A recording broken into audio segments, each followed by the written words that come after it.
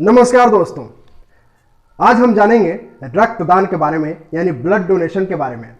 Circulatory system के अंतर्गत ये स्पेशल चैप्टर, ये स्पेशल वीडियो बनाना बहुत ज़रूरी था, क्योंकि रक्तदान के बारे में बहुत सारे भ्रम फैले हुए हैं।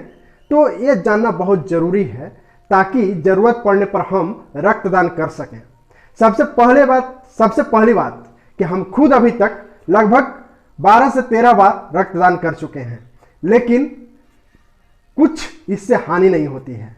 ठीक है, तो सबसे पहले जानना है कि आखिर रक्तदान जरूरी क्यों है। जरूरी इसलिए है कि इसका कोई आर्टिफिशियल यानी कृत्रिम ढंग से इसको नहीं बनाया जा सकता है।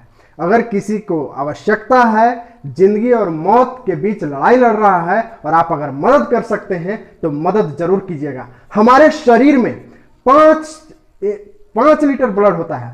5 लीटर ब्लड का मतलब कि 5000 ml, उसमें से मात्र 350 ml ब्लड निकाला जाता है। मात्र 5000 ml में से मात्र 350 ml ब्लड निकाला जाता है और उसको कहते हैं 1 यूनिट ब्लड। 1 यूनिट ब्लड में 350 ml छोटा सा बैग होता है।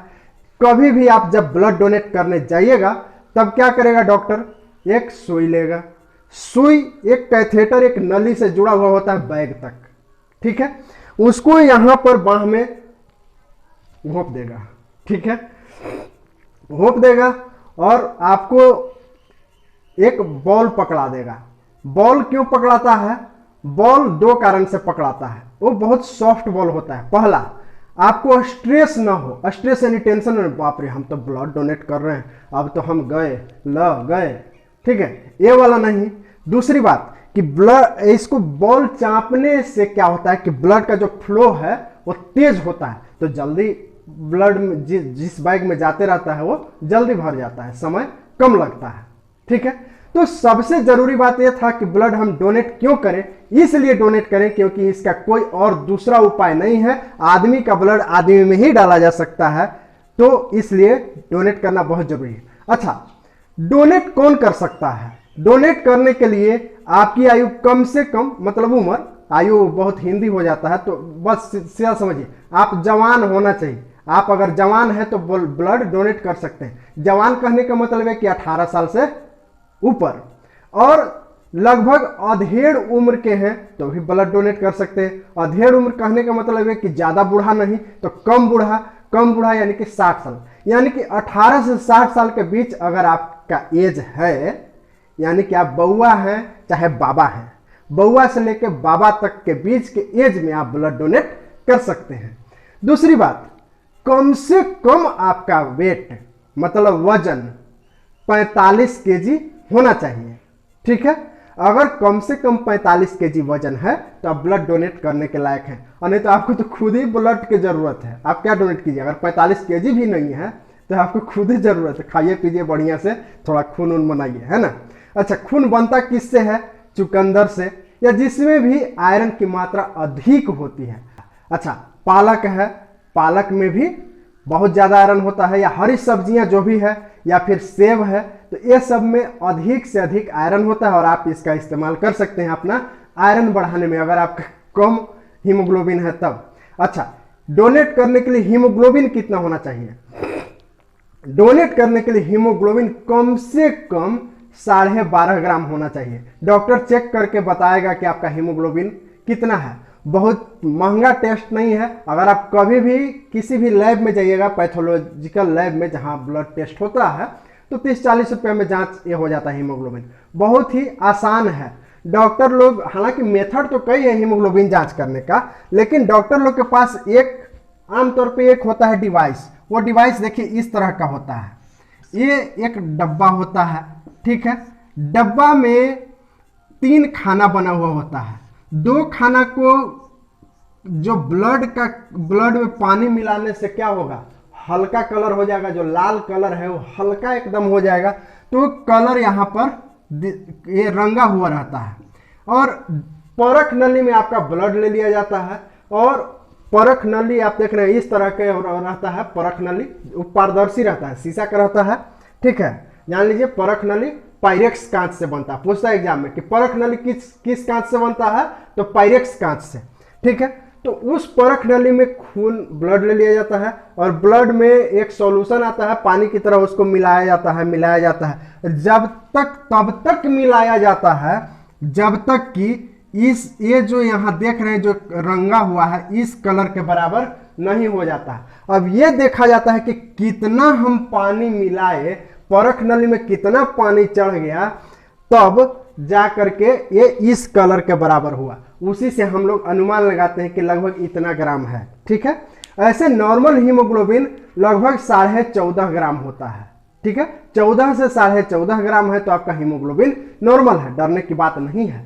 ठीक है, अच्छा दूसरी बात, कुछ लोग ब्लड डोनेट वैसे लोग नहीं कर सकते हैं, या कह लीजिए कि वैसे लोग ही ब्लड डोनेट कर सकते हैं जिनको कोई गंभीर बीमारी नहीं है। गंभीर बीमारी कहने का मतलब क्या, कि उनको HIV नहीं है, मतलब एड्स नहीं है, दूसरी बात हेपेटाइटिस नहीं है, टीबी नहीं है, या फिर तुरंत अभी बीमार पड़ के रिकवर हुए हैं, तो वो सबसे ब्लड नहीं लिया जाए। तो महाराज जानते हैं क्या होगा, मालूम चलेगा कि ल अपने तो थे ही, दूसरों को कि करवा दिए, है ना, उन लोगों से ब्लड नहीं लिया जाता है। अब कहिए कि तो ब्लड लेने वाला पहले जांच करता है, तो हाँ जांच करता है। पहले तो आपका एज पूछता है, पहले तो आपका एक स्लिप बनाता है। जब आप जाइएगा मतलब जहां ब्लड डोनेट करने, तो एक कागज कैसे डॉक्टर लोग लिखता है दवा हुआ, तो उस तरह का कागज रहता है। आपका नाम लिखेगा, उम्र लिखेगा, पिताजी के नाम लिखेगा, एड्रेस लिखेगा। ठीक है, और फिर आपसे एज भी पूछेगा, तो आप एज बता दीजिएगा। उसके बाद एक वेटिंग मशीन रहता है, तौलने वाला, जो सिंपल अब तो कहीं भी गांधी मैदान से लेकर के हर जगह लोग बैठे हुए रहता है, लेकर के उस पर आपको खड़ा करवाएगा, देखेगा कितना वजन है। अगर 45 से कम जाइए, पहले आप खा पी के आइए। ठीक है, अभी आपको खुद लेने की जरूरत है, ज़्यादा तो कहे आइए, डोनेट करने लायक आप हैं। फिर जो है हीमोग्लोबिन आपका आंख वगैरह ऐसे चेक करके उन लोगों को अनुभव रहता है। अगर आंख जरूरत से ज़्यादा ये वाला सफ़ेद है, तो कहने का मतलब है कि आपका यानी कि हीमोग्लोबिन कम है। जीभ चेक करेगा, जीभ ऐसे दिखाइए, अगर जीभ लाल थोड़ा नहीं है, जरूरत से ज़्यादा पीला है या सफ़ेद है, तो आपको यानी कि हीमोग्लोबिन का कमी है। तो इस तरह से वो टेस्ट करता है, और वहाँ पर बहुत कम चांस होता है कि ये इस डिवाइस से हीमोग्लोबिन चेक करता है, हीमोसाइटोमीटर से नहीं चेक करता है। ठीक है, चलिए आगे अब जानते हैं। ये तो हो गया कि कौन रक्तदान कर सकता है। अब जानते हैं कि कौन नहीं कर सकता है। देखिए, कुछ विशेष रोग से ग्रसित लोग, यही वाले लोग जिनको HIV, हेपेटाइटिस या सिफिलिस या टीबी है। दूसरा, प्रेग्नेंट महिला, क्योंकि उसके अंदर तो खुद ही एक जीव पल रहा है, और जब जीव पल रहा है उसको तो खुद ही ब्लड की जरूरत है, तो वो नहीं कर सकती है। लेकिन प्रेग्नेंट महिला भी 12 महीने बाद ब्लड डोनेट कर सकती है। दूसरी बात, स्तनपान कराने वाली महिला, जो स्तनपान करा रही है, वो ब्लड डोनेट नहीं कर सकती है। तीसरी बात, नवजात बच्चा को जस्ट अभी जन्मे दी है, वो भी नहीं कर सकती है। ठीक है, क्योंकि वो स्तनपान कर रहा है। तो नवजात बच्चा को जन्म देने वाली महिला या स्तनपान कराने वाली महिला एक ही बात है। तीसरी बात, जिसका हाल ही में अबॉर्शन हुआ है। अबॉर्शन कहने का मतलब है कि बच्चा कुछ दिन तक रहा था और उसके बाद क्या हुआ, वो अबॉर्ट हो गया। अबॉर्ट मतलब बाहर हो गया, वो नहीं ठहरा, मतलब बच्चा 9 महीना तक उसके पेट में नहीं रहा और वो फिर जो है नॉर्मल ढंग से डिलीवरी नहीं हुआ, तो उसको कहते हैं अबॉर्शन। ठीक है, जिसका हाल ही में अबॉर्शन हुआ। तो दो चीज, या तो समय से पहले हो गया है वो भी, या जो जस्ट अभी बच्चे को जन्म दी है वो भी, दोनों अबॉर्शन ही कहलाता है। ठीक है, तो ये जो अबॉर्शन है, जो समय से पहले अबॉर्शन होता है, उसको कहते हैं अब नॉर्मल अबॉर्शन, और जो 9 महीने पर अबॉर्शन होता है उसको अबॉर्शन। ठीक है, तो इस समय क्या होता है कि बहुत ज्यादा, चूंकि अबॉर्शन के समय, बच्चे के जन्म के समय बहुत ज्यादा ब्लीडिंग हो जाता है। बहुत ज्यादा ब्लीडिंग होने के कारण वो ब्लड डोनेट नहीं कर सकती है, उसको खुद ही। बहुत बार तो ऐसा केस होता है कि मालूम चलता है कि खून की जरूरत पड़ गई, जो नवजात बच्चे की माँ है उसको खून की जरूरत पड़ जाती है। अच्छा, सबसे लास्ट, जिसका 12.5 ग्राम अगर हीमोग्लोबिन नहीं है, वो भी नहीं कर सकता है क्या, ब्लड डोनेट। और जिसका 18 से कम आयु है वो भी ब्लड डोनेट नहीं कर सकता है, 60 से अधिक आयु है वो भी नहीं कर सकता है, 45 केजी से कम वजन है वो भी नहीं कर सकता। इतने तरह के लोग नहीं कर सकते हैं। ठीक है, कोई दिक्कत? चलिए आगे देखते हैं। जब आपसे 1 यूनिट ब्लड लिया जाता है यानी कि 350 ml, तब ये हमारा शरीर 24 घंटा में रिकवर कर लेता है। लेकिन इसके बावजूद भी आपसे ब्लड अगर दोबारा आप डोनेट करना चाहते हैं तो कम से कम 3 महीना बाद ब्लड डोनेट करना होगा, 3 महीना के पहले नहीं। कहिए कि तो 24 घंटा में रिकवर कर ले रहा है तो हम अगले 24 घंटा बाद काहे नहीं देंगे हैं? देखिए 24 घंटा में बॉडी रिकवर कर लेता है, मतलब जो आपके शरीर में 5 लीटर ब्लड है वो 5 लीटर के 5 लीटर बना लेता है। लेकिन जो आरबीसी है, आरबीसी की संख्या उतना पूरा नहीं हो पाता, उसमें थोड़ा समय लगता है। ठीक है, और इसलिए क्या होता है कि आपको 3 महीने का समय दिया जाता है। अलग अलग देशों में अलग अलग क्राइटेरिया है। जैसे अमेरिका में तो 1 महीना में दे सकते हैं आप ब्लड, ठीक है, इंडिया में 3 महीना में। अच्छा, महिला के केस में 4 महीना पर ब्लड दोबारा डोनेट कर सकती है, ये पुरुष के लिए है 3 महीना। 1 यूनिट ब्लड जब आपसे लिया जाता है तो उससे 3 पैक बनाया जाता है। ये नहीं कि आप ब्लड दिए और वो दूसरा कोई चढ़ा दिया, वैसा नहीं होता है। 1 यूनिट जब आप ब्लड देते हैं, दान करते हैं, डोनेट करते हैं, तब वो जाता है ब्लड बैंक में, और ब्लड बैंक इसको 3 पैकेट बनाता है। पहला रेड ब्लड सेल अलग वो पैकेट बनाया जिसको सिर्फ आरबीसी वगैरह चढ़ाना है। दूसरा प्लाज्मा, जैसे अभी कोरोना वाला समय में शुरू देखते होंगे कि खूब हल्ला था, प्लाज्मा का डिमांड था, ब्लड बैंक में प्लाज्मा नहीं मिल रहा था, तो प्लाज्मा अलग किया जाता है। प्लाज्मा कुछ नहीं है, देखिए कभी आपको कट जाएगा ना, ठीक है, और खून अगर कहीं बहने लगेगा तो थोड़ा सा उसको कहीं पर जमा कर लिया किसी चीज में, देखिएगा कि जम गया जो ब्लड वो अलग हो गया और पानी अलग हो गया, तो जो पानी है वही प्लाज्मा है। ठीक है, तो प्लाज्मा अलग हो गया और प्लेटलेट्स को अलग किया जाता है, 3 भाग में बांट लिया जाता है, 3 पैकेट। जब आपको जिस अनुसार जरूरत पड़ता है, जैसे डेंगू हो जाता है तो प्लेटलेट्स की जरूरत पड़ता है, तो डॉक्टर ही नहीं बोलेगा कि जाकर खून ले आइए, वो बोलेगा कि जाकर के प्लेटलेट्स ले आइए। ठीक है, तो ये 3 भाग में बांटा जाता है। ठीक है, ब्लड बैंक में खून को 4 डिग्री सेल्सियस पर रखा जाता है। हमारे बॉडी का टेम्परेचर होता है लगभग 37 डिग्री सेल्सियस, 37 से 38 के बीच में, और ब्लड बैंक में 4 डिग्री सेल्सियस पर रखा जाता है ब्लड को। खून जमने से बचाने के लिए ईडीटीए का इस्तेमाल किया, क्योंकि आपका जो खून तो ले लिया पैकेट में, वो क्या होगा, जम जाएगा, तो उसको जमने से बचाने के लिए ईडीटीए का प्रयोग किया जाता है। वो जो थैला है उसमें ईडीटीए डाल दिया जाता है। ईडीटीए कुछ नहीं, एक केमिकल है, केमिकल का पूरा नाम है ethylene diamino tetra acetate, ethylene diamino tetra acetate. ठीक है, या फिर सोडियम साइट्रेट का भी प्रयोग किया जाता है। तो इस तरह से ब्लड उसमें नहीं जमता है और सुरक्षित रहता है। अब बोलिए कि तो हमारे शरीर में ईडीटीए कहां से आ गया, काहे नहीं जमता है?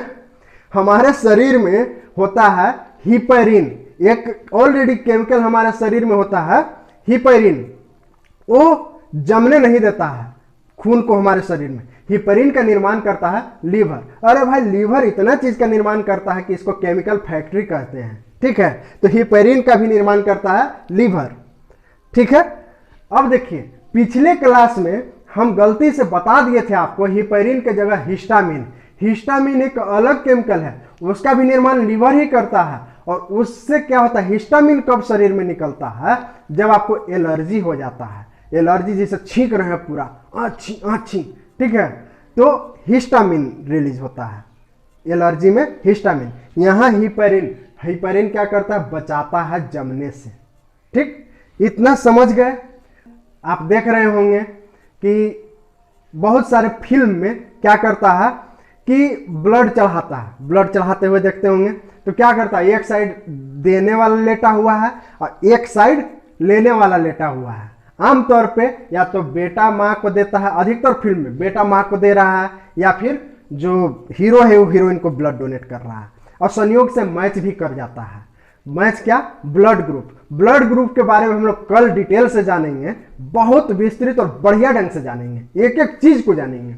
तो वास्तव में जो फिल्म में दिखाया जाता है वैसा होता नहीं है कि वहां से डायरेक्ट ऐसे सुई भोंक दिया वन में चल दिया, वैसा नहीं होता है। ठीक है, ये आपको पहले ले लिया जाता है और फिर दिया जाता है इस तरह से अलग करके, जैसा जरूरत है उसके अनुसार।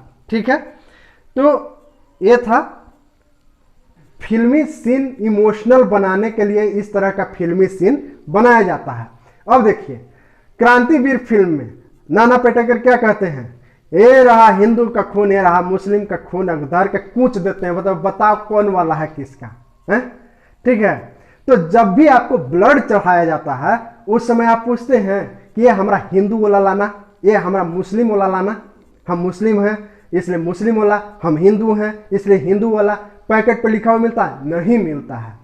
तो उस समय हिंदू मुस्लिम कहाँ चला जाता है? देखिए जब आदमी कष्ट में पड़ता है ना तो धर्म वर्म सब भूल जाता है। ठीक है, उसको बस एक चीज चाहिए किसी तरह। उस समय आपको सबसे दुश्मन आदमी भी कहेगा ना मुस्लिम कि हम देंगे, आप उसको भगवान मानिएगा, लेकिन ऐसे कहिएगा कि वो मुस्लिम है, मुस्लिम कहेगा कि वो साला हिंदू है। इस तरह से ये नहीं होना चाहिए। एक कट्टरपन क्या है, बढ़ा, आप जितना अधिक बढ़ाइएगा बढ़ेगा। ठीक है, कट्टरपन यानी कि हिंदू मुसलमान करना, ये सब बकवास बात है। आप एक आदमी हैं, उसका भी काटिएगा ना तो खूने निकलेगा, उसका भी ब्लड ग्रुप वही 4 ब्लड ग्रुप होगा, ए बी ओ, आपका भी वही होगा। ठेपा तो मार के ऊपर से आया नहीं है कि ठेपा मार दिया ये मुस्लिम हो गया, ऊपर से ठेपा मारा हुआ है, नहीं।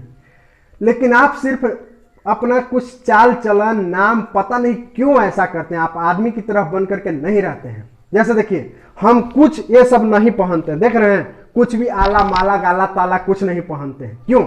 इंसान है। धागा पहनने से अगर कल्याण हो जाता तो हम यहां से यहां तक धागा पहन लेते महाराज, वैसा नहीं होता है। अगर दाढ़ी बनाने से, टोपी पहनने से और मस्जिद में 50 बार नमाज पढ़ने से कुछ कल्याण हो जाता तो 50 का हम पढ़ाई लिखाई छोड़ करके दिन रात वही में रहते हैं।